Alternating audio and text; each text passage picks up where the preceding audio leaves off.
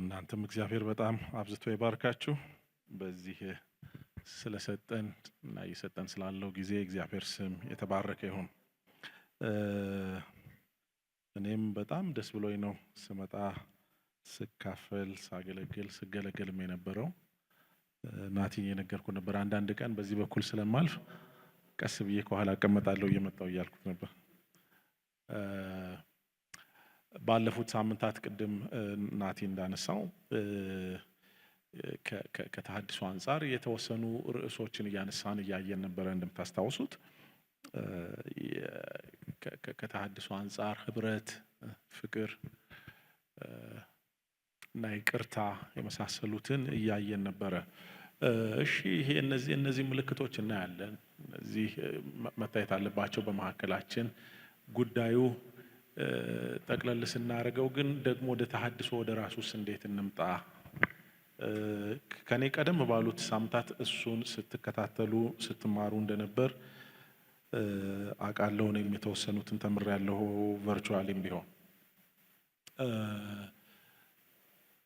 ከመጽሐፍ ቅዱስ ዛሬ የማደርገው አንድ ታሪክ ወስጄ በዛ ታሪክ መሰረት እንዴት አድርገን እንታደስ፣ ምንድነው ዋና ነገር፣ የተለያዩ ነገሮች አሉ ግን ዋና ምንላትን እንድናይ ነው። ታውቃላችሁ አንዳንዴ አይደለም ኢንፋክት ብዙ ጊዜ በሰዎች ህይወት ባልተጠበቀ አቅጣጫ ህይወታችን እንዲሄድ የሚያደርጉ ነገሮች ድንገት ይከሰታሉ። አንዳንዶቹ ለበጎ ይሆናሉ፣ አንዳንዶቹ ደግሞ ከባድ ይሆናሉ። ግን አሉ እንደዛ አይነት ቀናት እንዳሉ ሁላችን እናውቃለን። በቃ ሰደን ይሆናሉ፣ ፈጽሞ የህይወታችንን አቅጣጫ ያስቀይሩናል። እና ሌላ ጊዜ ደግሞ በእውቀት ሲሆን የምናውቃቸው ነገሮች በተግባር አፍጥጠው ሲመጡብን ግን ፈጽሞ የተለየ ማንነት ከውስጥ እንዲህም አይነት ፖቴንሻል አለኝ እንዴ የምንልባቸው ይመጣሉና ለኔ ኢንፋክት እንደ ክርስቲያን ከታሪክም አንፃር ብዙ ልንል እንችላለን፣ ግን በጣም ፐርሰናል በሆነ ሌቭል የክርስቶስ ኢየሱስ የትንሣኤው ቀን የተፈጸመ ታሪክ አለ።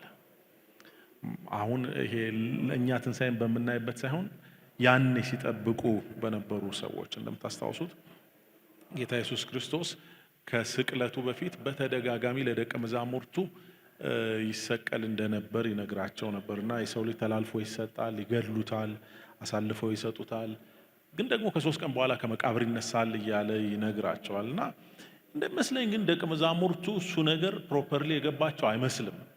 ታውቃላችሁ አይመስልም ሳይሆን አልገባቸው። እሱን ታሪክ በኋላ መጣበታለሁ።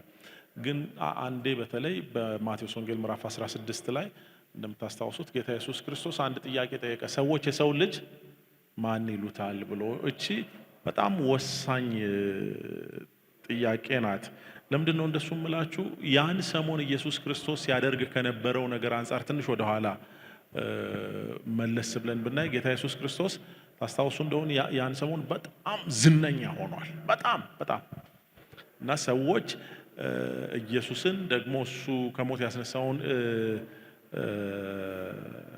ዮሐንስን እንኳን ሊያዩ ይመጡ ነበረ እና ጌታ ኢየሱስ ክርስቶስ ደግሞ ድንገት ተነስቶ ሰዎች አንድ ቀን 5000 ሰው፣ አንድ ቀን 4000 ሰው ምንም በሌለበት እየመገበ ትዝ ይላችኋል ታሪኩ።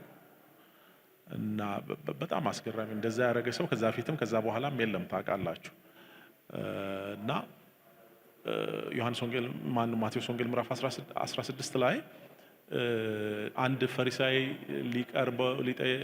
ሊፈትነው ወደሱ ቀርቦ ይላል እንትን ሲል ጥያቄ ሲጠይቀው ጌታ ኢየሱስ ክርስቶስ ወደ ደቀ መዛሙርቱ ዞር አለና ከፈሪሳውያንና ከሰዱቃውያን እርሾ ተጠበቁ አላቸው። እና ደቀ መዛሙርቱ ምን መሰላቸው ይላል? እንጀራ ስላልያዝን ነው፣ ዛሬ ምሳ ስላልያዝን ነው። በቃ ሰሞኑን አልያዝንም ነበር፣ ሲያበላን ቆየ፣ የሰውዬ ሰለቸው ማለት ነው። እና ይሄን ያለን ምሳ ስላልያዝን ተቆጥቶ ነው። ያን ሰሞን ሲደረግ የነበረው ነገር በሙሉ እንትናቸውን፣ አስተሳሰባቸውን፣ አቴንሽናቸውን በሙሉ ሰበሰበና የምግብ ሪቫይቫል ላይ ወሰደው። በቃ የዛ ሰሞን ዋነኛ ጉዳይ ደሱ ነው። ለመማር የሚፈልግ ሰው ብትጋብዙ እና አንድ ኢየሱስ የሚባል አዲስ አስተማሪ ተነስቷል ባክኔ ለራሴ ምሳም አልሰራሁ ቢላችሁ ታው ሰውየው በቃ 2 አሳ ነው የሚፈልገው ዝም ብለና የሆነ ሰው አይጠፋም ላንች ቦክስ ያዘ ያባዛል እየተባለ ነው። እና ያን ቀን እንደሱ ሲላቸው ለካ እንደሱ ይሄን ሰው የለካ አበሳጭተነዋል ሲሉ ጌታ ኢየሱስ ክርስቶስ እሷን አቴንሽን ለማስቀየር ወይም ደግሞ ለመመለስ ለማስቀየር አለም ለመመለስ አስተሳሰባቸውን እኔ የምላችሁ ግን ለመሆኑ ማን ነው የሚሉኝ አላቸው። መቼም ጌታ ኢየሱስ ክርስቶስ ማን እንደሚሉ ጠፍቶበት አይደለም እንደምታውቁት፣ ወይም ደግሞ ኢየሱስ ክርስቶስ ስለራሱ ዜና የመሰብሰብ አባዜም ኖሮበት አይደለም። አንዳንድ ሰዎች እቺን ጥቅስ ወስደው ስለራሳቸው ይጠይቁና መጽሐፍ ቅዱሳዊ እኮ ነው ምናምን ይላሉ። እስቲ ሰው ስለኔ ምን ይላል ምናምን ብለው አሰማርተው እና ኢየሱስ ግን በሱ መንፈስ አይደለም ያለው እና መለሱለት። አንዳንዶቹ ኤልያስ ነው ይላሉ። አረ ኤልያስ እንደውም ጋሽ እንትና እኮ ናቸው የእነንትና አባት ምን ኤልያስ ነው አላሉም? አያውቁም። አረ ኤርሚያስ ነው ያለ አለ። የሱ ይገርማል ስም የሌለው ነብይ ነው ያለ ሁሉ አለ። እነሱ መሀልም ይሄን የሚያምኑ ሰዎች ነበሩ። ባይዘው እንደሱ ሁሉ ይሉሃል። አይገርምም? እሺ እነሱን ተዋቸው። እናንተ ማን እንደሆንኩት እናንተስ እሺ የእነሱን ተውት። እናንተስ ሲል ከየት ይምጣ? ለካ አረ ማን ነው የምትሉኝ? አንዳንድ ጊዜ ተማሪዎች ፈተና ተቀምጠው አይታችኋል? ከባድ ወይም ራሳችሁም ተማሪ ሆናችሁ ስትፈተኑ ከባድ ጥያቄ ሲመጣና ፈታኙ ባጠገባችሁ ሲያልፍ ስክሪፕቶ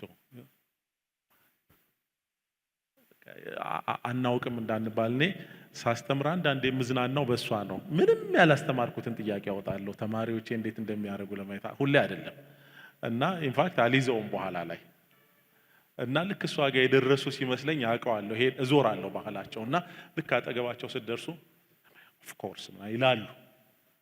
ምንም ኦፍ ኮርስ የለም የትም አይደል። እነሱ እንደሱ ያሉ ይመስለኛል ያን ቀን። ከዛ ጴጥሮስ ድንገት አንተማ የሕያው እግዚአብሔር ልጅ ሃሌሉያ ምናምን አለው። ይህን ማን እንደነገረህ አውቃለሁ። አንተም ራስህ አታውቀኝም። በሰማይ ያለው አባቴ እንጂ የገለጠልህ አንተ አውቀኸኝ አይደለም። ካነሳኸው አይቀር ግን ያንተንም ልንገርህ፣ አንተም ጴጥሮስ ነህ። አሁን ካሁን ወዲያ ይሄ የድሮ ስምህ ቀርቷል፣ ጴጥሮስ ነህ እና በዚህ አለት ላይ ቤተክርስቲያንን መሰርታለሁ። በአማርኛው ትርጉም አይሰጥም ጴጥሮስ በዚህ አለት። በእነሱ ቋንቋ ግን ሲሆን እራሱ አለት ማለት ነው። እኛ ጋር አለት የሚባል ስም ስለሌለ ለምሳሌ ምን እንደማለት ነው? አንተም ሀብታሙ ነህ እና ሀብት በሀብት አረጋለሁ እንደማለት አይነት ማለት ነው። በጣም ይያያዝ።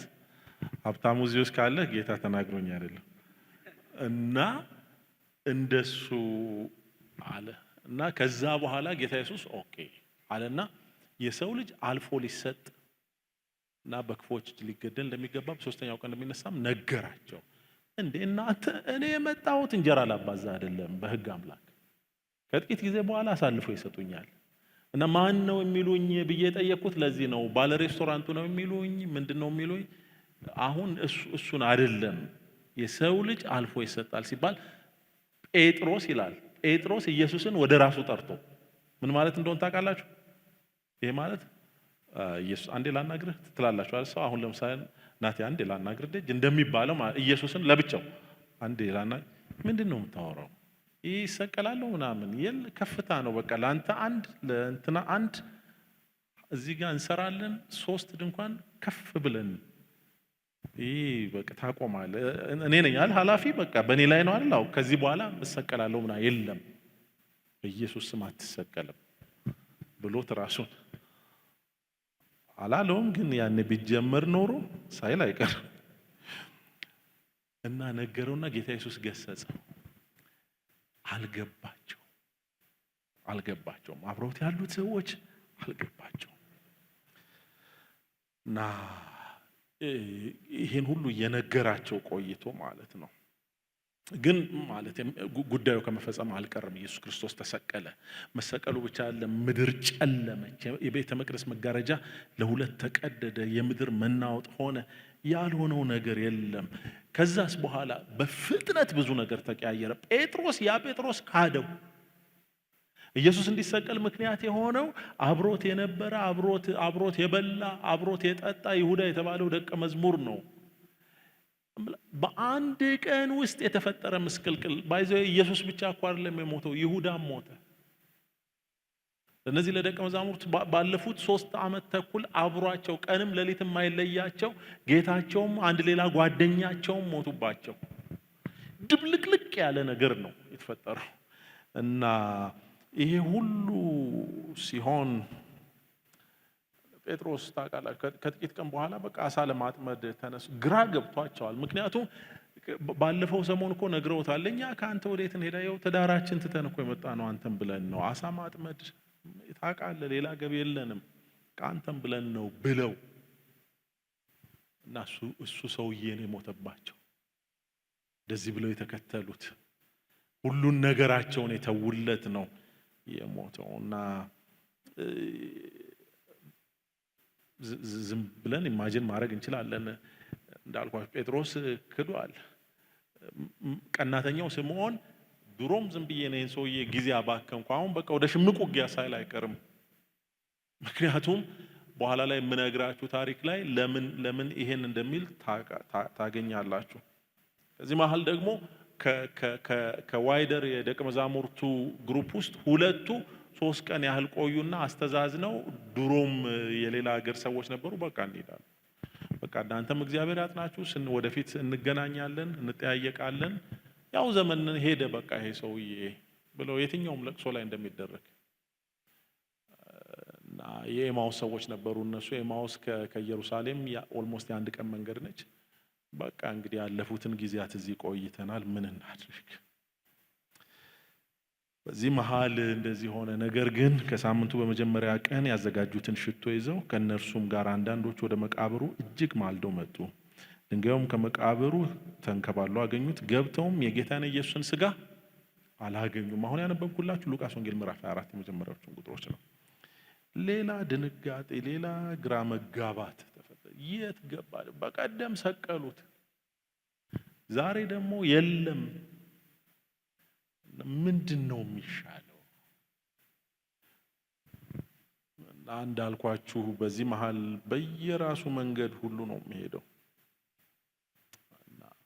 ደቀ መዛሙርቱ ያን ጊዜ ቤት ዘግተው ተቀምጠዋል። ምናልባት ወደኛ አምጥተን ብናየው በቃ ግራ ግብት እንደሱ የሆነባችሁ ጊዜ አለ። እያገለገላችሁ በጣም ብዙ ተስፋ ይዛችሁ የሆነ ሲዝን አለ፣ ሁሉም ነገር ትርምስምስምስ ብሎ ከቁጥጥር ውጪ እና ቸርችስ ቸርችስ ብንሄድ ያው ነው። ምን ይመጣል? እሺ ወገኖችን ማን ይጠይቃል? እሺ ይጸልዩልህ። አእምሯችን እኮ እንደሱ ይነግረን። ከዛስ ተጸልዮስ? አሁን የገባሁበት እኮ በጣም አስቸጋሪ ሁኔታ ነው። ኢየሱስ ሞቷል፣ ስራዬን ትቻለሁ፣ ቤተሰቤ እንደዚህ ነው፣ አገሬን ጥዬ መጥቻለሁ እና ምን አይዶን ነው ምን እንደማደርግ አላውቅም። በዚህ መሃል ነው ሴቶቹ ተነስተው የሄዱት ወደ መቃብሩ ጋር። እነ ቀሌዮጳም አስበው ይመስለኛል 3 ቀን ሙሉ አስበው ይሄ ነገር በቃ እነ ጴጥሮስ እነሱ 12ቱ በጣም የቅርብ ናቸው። ከ12ቱ 3ቱ እንትን ናቸው። እንግዲህ እንደሚያደርጉ ያርጉ። እኛን ደግሞ እስቲ ወደፊት ስትደራጁ ንገሩን። አሁን ግን ሄደን እንረስ። በቃ ማድረግ የምንችለው እሱን ነው። እነሆም ከነርሱ 2ቱ በዚያ ቀን ከኢየሩሳሌም 60 ምዕራፍ ያህል ወደሚርቅ ኤማውስ ወደሚባል መንደር ይሄዱ ነበር። ስለዚህም ስለሆነው ነገር ሁሉ እርስ በርሳቸው ይነጋገሩ ነበር። ሲነጋገሩና ሲመራመሩም ኢየሱስ ራሱ ቀርቦ ከነሱ ጋር ይሄድ ነበር። ነገር ግን እንዳያውቁት ዓይናቸው ተይዞ ነበር። እቺ ክፍል ለምሳሌ መጽሐፍ ቅዱስ ውስጥ በጣም የማትገባኝ ክፍል ነች። እምልሽ ተስፋ ቁረጥ፣ ተናደድ፣ ሞቷል በል፣ በ3 ቀን የሰው መልክ እንዴት ይጠፋብሃል? እርግጠኛ ነኝ እኔ ሳይኮሎጂስቶች፣ ሳይካትሪስቶች እነ ምሬ ምናምን የሆነ አለ አይደል? የሆነ ነገር አለ ልታስረዱት የምትችሉት። ሰው በጣም የሆነ ዲፕሬሽን ውስጥ ሲገባ አሁን እኔ ሙያዬ ስላልሆነ ከዚህ በላይ ዘልዬ አልሄድም። ግን የሆነ ግን ሲሪየስ የሆነ ጉዳይ ውስጥ ገብተዋል። እንጂ እንዴት ይጠፋ? የፈለገ ነገር ይጥፋብ መልክ ጠፍቶ እንዳያውቁት እያዋራቸው እያዩት እኮ ነው። እንደውም ተችተውታል ሁሉ እንደዚህ። እሱ ጠየቃቸው። ገና የመጀመሪያ ንግግሩ እኮ ትችት ነው። እናንተ እየጠወለጋችሁ ስትሄዱ ምንድን ነው የምትነጋገሩት? አንድ ሰው የማታውቁት ሰው መጥቶ ጠውላጋ ካላችሁ በጣም አተኩር እንተዋወቃለን እንደ ምናምን ማለት አለብን። ከሜዳ ተነስቶ እንደሱ ነው ግን ያላቸው።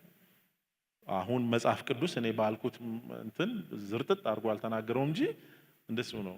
እሺ እንዲህ ጠውልገህ ነው አትሶ ምን ሆነ ነው የሚገርመው። በጣም ግራ እንደገባቸው የምታውቁት እንደሱ እያላቸው ይመልሱለታል ሌላ ትችት።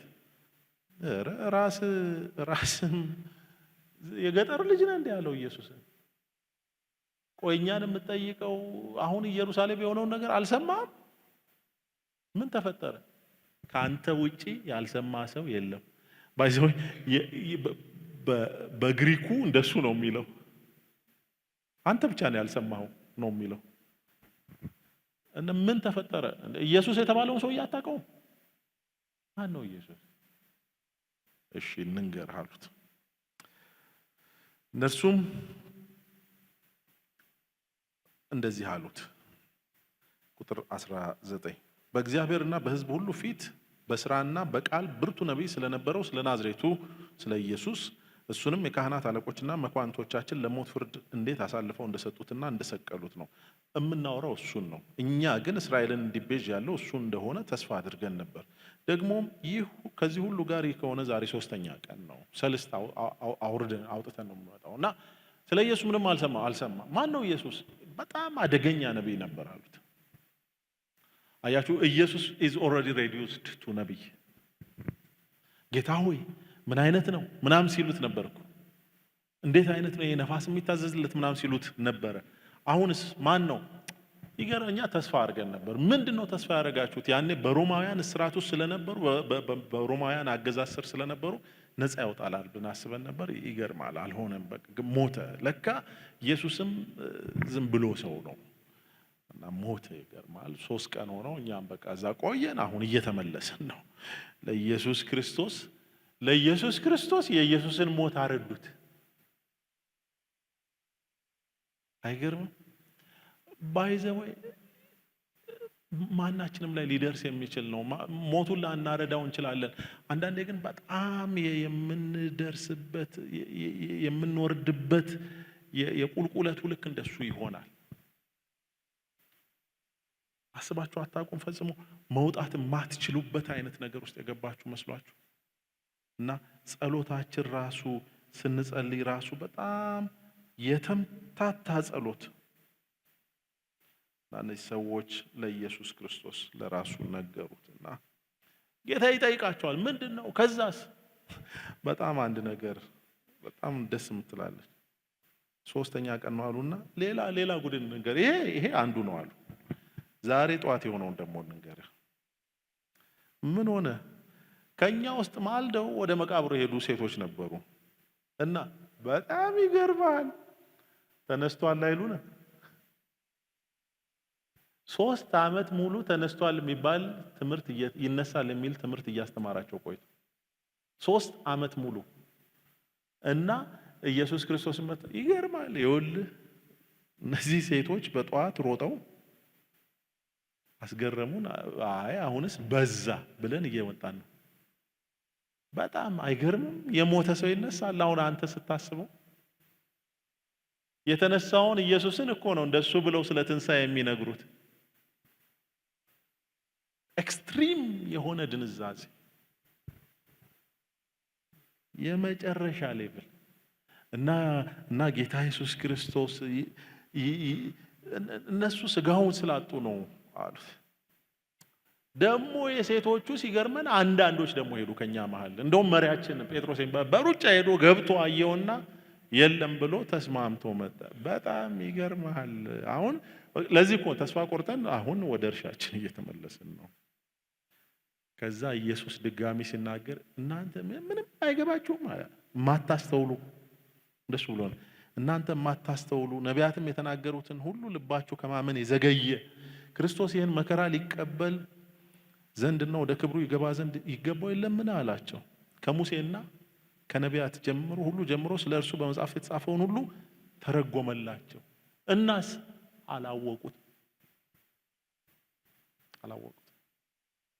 ከፍተኛ ድንዛዜ እንዳልኳችሁ አንዳንዱ እኮ በጣም ፕሮቮካቲቭ ነው። ቅድም ጠውላጋ ብሏቸው አሁን ደግሞ እናንተ ድንዙዝ ምን 3 ዓመት ሙሉ እንዴት ነው ከሙሴ ጀምሮ ሪቫይዝ አድርጎ ሙሉ ቀን እኮ ነው ያስተማራቸው። ባይዘወይ ሙሉ ቀን ከዛስ በቃ ምንም እነሱ ሊገባቸው ነው። እናት ደረሱ ቤታቸው እና መሽቷል። ጠዋት የጀመሩ መሽቷል እና ኢየሱስ ክርስቶስን በቃ ና እደር አሉት። የገጠር ሰውነ መሽቶብሃል፣ አድረ ነገ ጠዋት ትሄዳለህ ጅብ እንዳይበላ።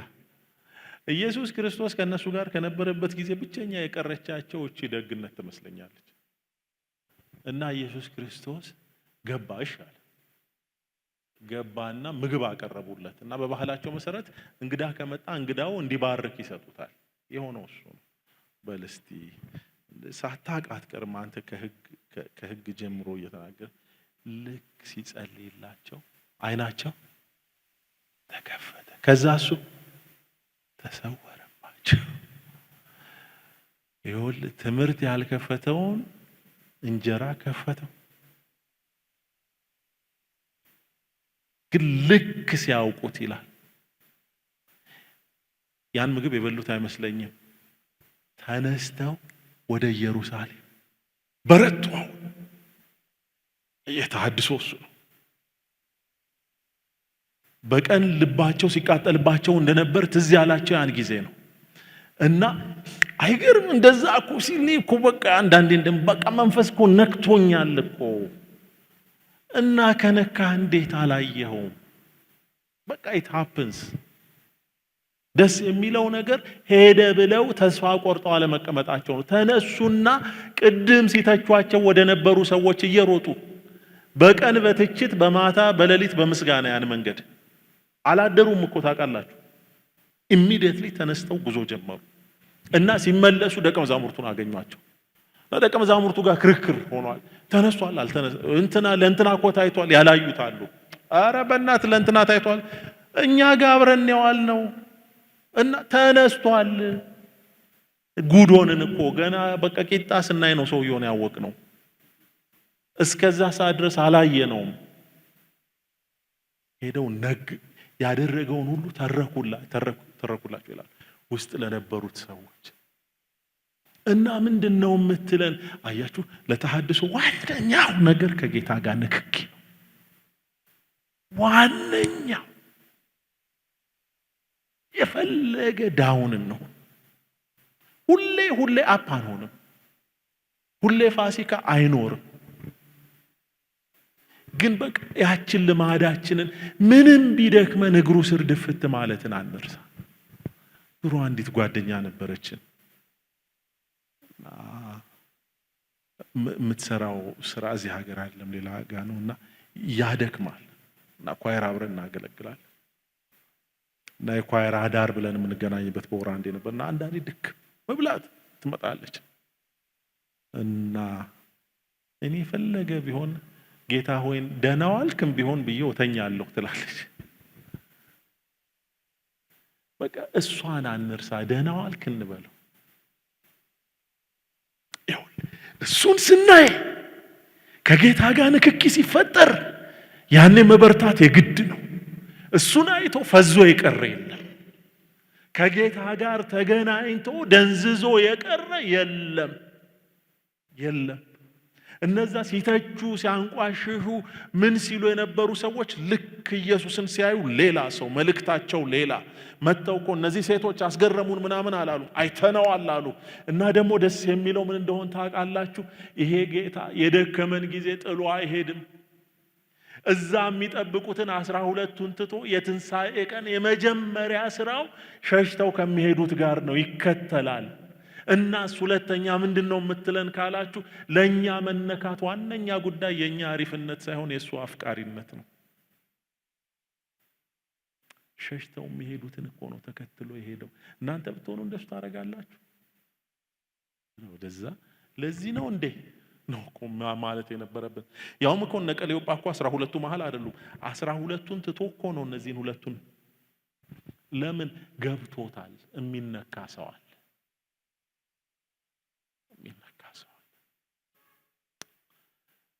ተሐድሶ በምኞት ብቻ አይደለም የሚመጣው። እንዳልኳችሁ ከነ ድካማችን ጌታ ስር መውደቅን ይፈልጋል። ድካም አይቀርም። ኢንፋክት ያልደከመ ሰው ተሐድሶ አይፈልግም ሲጀመር። የበረታማ ምኑን ይበረታል? የበረታ ብርቱ ነው። እና እነዚህኞቹን ግን ጌታ ኢየሱስ ክርስቶስ ልክ ሲያዩት ሌላ ሰው ታውቃላችሁ። ከዛ እነ ጴጥሮስን በረቱ እኮ እዛ ውስጥ የነበሩ ሌላ ሰው ነው የሆኑት። በቀደምለት አላቀውም ምናምን ያለው ሰውዬ እኮ ታውቃላችሁ ከስንት ጊዜ በኋላ እውነተኛ መነካት ሲሆን ሊሰቅሉት ሲሉ የቤተ ክርስቲያን ታሪክ የሚናገረው ጴጥሮስ ሞት ላይ እኮ ነው ያሾፈው። በሽምግልናው ሊሰቅሉት መጣ።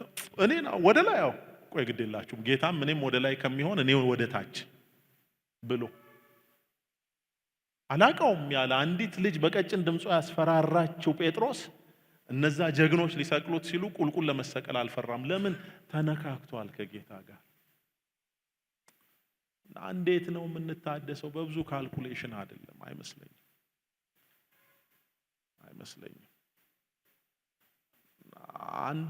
አንድም ማወቅ ነው፣ ስፍራን ማወቅ ነው። በቃ ጌታ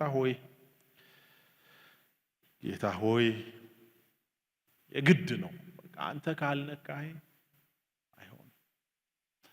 ደስ የሚለው አምላካችን ከሌሎች አማልክት የሚለየው አንዱ ጉዳይ ምንድነው ከተባለ ሌሎች አማልክት የቸገረው አይፈልጉም። ሁሌም ከፍታ ላይ ስትሆኑ ነው የሚፈልጓችሁ። የኛ አምላክ ግን እንዲህ ተብሎ ተጽፎለታል። ይህ ችግረኛ ጮኸ፣ እግዚአብሔርም ሰማው፣ ከመከራውም ሁሉ አዳነው።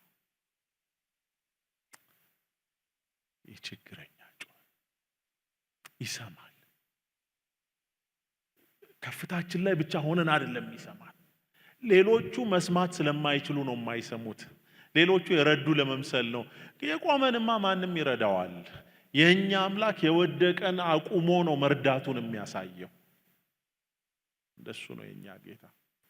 እየተንገዳገድንም ቢሆን የፈለገ ደክመን ቢሆን ያቺ የጌታ መንፈስ ስትመጣ ታነሳናለች። ከዛ በኋላ ህይወት ስራ አይሆንም። ታውቃላችሁ። ምክንያቱም እኛም ኦልሬዲ ደክመናል። በእኛ ውስጥ የበረታ እሱ ግን ህይወትን ያቀልልናል። እነዚህ ሰዎች እንደሱ ነው የሆኑት። ዛሬ ይህን ጉዳይ ለመጠቅለል ሳስብ የምነግራችሁ ይሄንን ነው። አምሹር ብዙዎቻችን የየግል ማነከሶች አሉ እና ጌታ በህይወታችን እንዲያድሳቸው የምንፈልጋቸው ጉዳዮች አሉን። ምንም ጥያቄ የለው አሉ። ልክ እንዳልሆኑ እያወቅን ከአንዳንድ ነገሮች ጋር እየኖርን ነው። ግን እንዴት አድርገን እንደምንወጣ ነው ግራ የሚገባ። እንደሱ ሆናችሁ አታውቁም? ብዙ ጊዜ ሱስ ውስጥ ያሉ ሰዎች በጣም እኛ የምንፈርድባቸው እኮ አሳዛኞች ናቸው። በጣም ልንፈርድ ሳይሆን ልናዝንላቸው የሚገባ ብዙ ሰዎች መተው እኮ ይፈልጋሉ። እኛም ምክር ታውቃላችሁ፣ አማርኛ እንደውም ጥሩ አለ፣ ምክርና ቡጢ ይባላል። ለሰጪው ቀላል ነው እና እንመክራ። ይሄ እኮ ይጎዳ፣ መች ጠፋኝ እንደሚጎዳ እንዴት ልተው ነው? እሱማ ይጎዳል። ሲጋራ ይጎዳል፣ ጫት ይጎዳል፣ መጠጥ ይጎዳል። ጉዳዩ እንዴት ልተው እና ምላችሁ ጉስቁልና የወደቅንበት ችግር የገባንበት ድባቴ ልክ እኮ አይደለም። እናውቀዋለን። ቤተ ክርስቲያን ያለችበት ስታተስ ልክ አይደለም። በጣም የምንደሰትበት አይደለም። እናውቀዋለን። ነጋሪ አንፈልግም። ጉዳዩ እንዴት እንውጣ እንዴት እንውጣ እንጂ እንዳለፈው ሳምንታት ስንማር እንደነበረው ነው መሆን ያለብን። ቤተክርስቲያን የፍቅር ማህበረሰብ ነው መሆን ያለባት። ቤተክርስቲያን የይቅርታ ማህበረሰብ ነው መሆን ያለባት። ቤተክርስቲያን አብረው የሚኖሩ የሚተማመኑ ሰዎች ህብረት ነው መሆን ያለባት። አይደለንም። ሰው we fall ወድቀናል። እናስ እንዴት እንነሳ? አሁን ወገኖቼ ግድ የላችሁም፣ ሌላ መንገድ የለንም። በቃ ንካይን ልክ እሱ ሲነካ ታሪክ ይቀየራል። ከጌታ ጋር መተያየት ሲሆንልን እንዴት ብትሉ እኔ እንዴት የምትለዋን ማስረዳት አልችልም፣ የኛ ድርሻ ስላልሆነች። እርግጠኛ ነኝ ግን ብዙዎቻችሁ በግል ህይወታችሁ የተለማመዳችሁት ይመስለኛል። ከገባንበት አዘቅት ውስጥ እንዴት እኮ ሆነን እንደሆነ አይታወቅም። በቃ ግን እንደሌላ ሰው ሆነን የተነሳንባቸው ወራት አሉ እኮ አሉ። እንዴት ስንል ወደ ኋላ ዞረን በቃ ያስነሳል ይሄ ጌታ። እና ዛሬ ምሽት እምላችሁ መጽሐፍ ቅዱስ ደካማው እኔ ብርቱ ነኝ ይበል።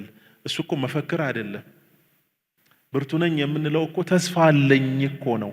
ተስፋ አለኝ ይሄ ጌታ ይነካኛልና ደካማ ሆኜ አልቀጥልም።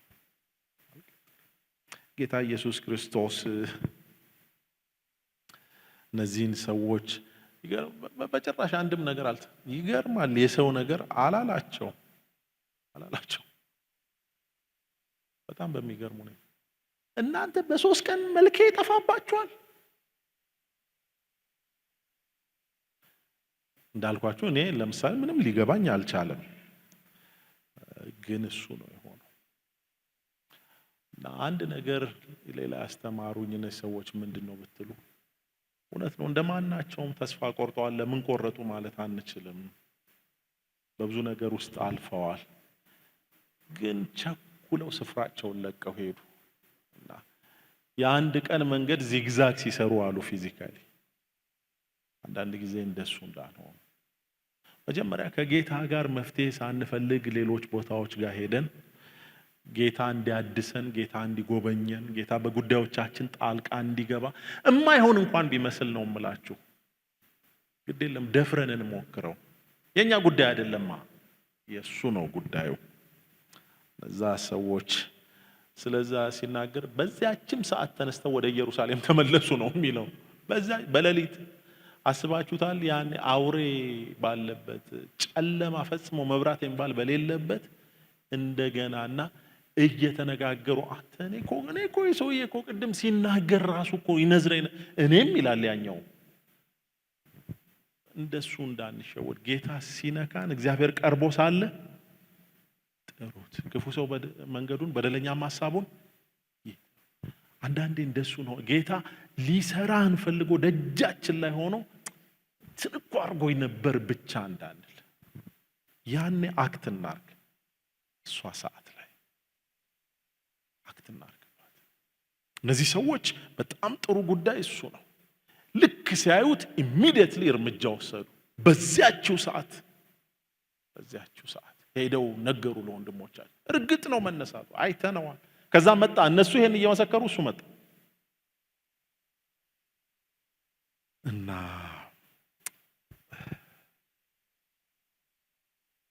እግዚአብሔር ያድሰናል። በቤተ ክርስቲያን አንድ ማናረገው ነገር ቢኖር ተስፋ አንቆርጥም። ቢኮዝ ተስፋ ማንቆርጥበት አምላክ ነው ያለን። ቅድም እንደነገርኳችሁ ነው። ሌሎች አማልክት በሙሉ የወደቁን አይፈልጉም።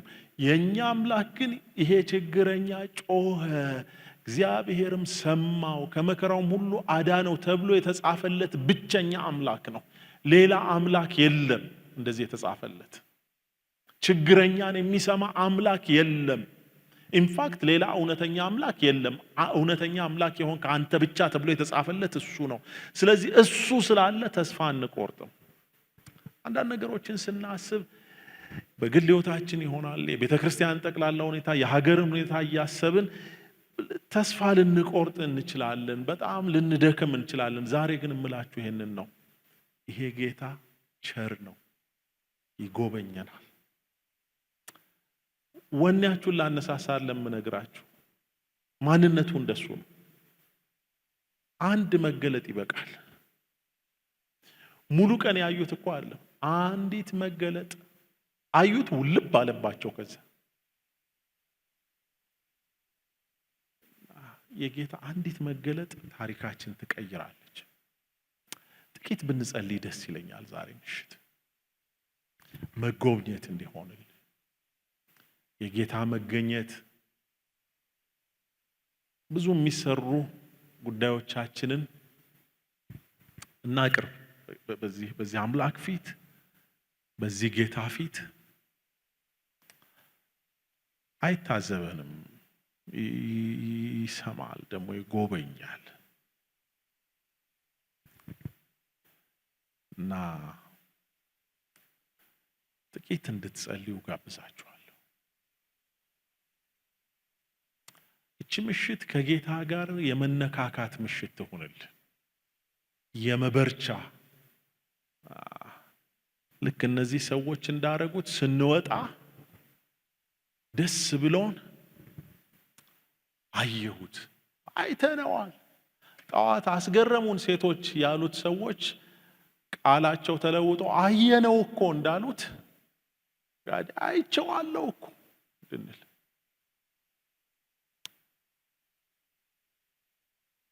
ንገሩት። የደከማችሁበትን፣ ያዘናችሁበትን፣ አንገት የደፋችሁበትን፣ ተስፋ የቆረጣችሁበትን፣ ደግሞ ጌታ እንዲገኝ የምትፈልጉበትን ኤሪያ ጠቁሙት። ጌታ ሆይ